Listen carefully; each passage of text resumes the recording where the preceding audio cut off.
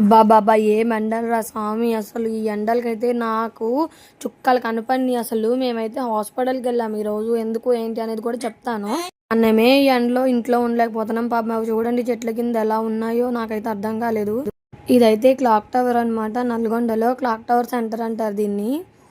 ఈ ఎండ బారిన పడి తట్టుకోలేక చల్ల చల్లగా ఒక జ్యూస్ అయితే తాగాము. ఇంతకీ హాస్పిటల్కి ఎందుకు వెళ్ళానంటే డెలివరీ తర్వాత డాక్టర్ ఇచ్చిన మందులు సరిగా వేసుకోకపోతే ఇలానే వెళ్లాల్సి వస్తుంది.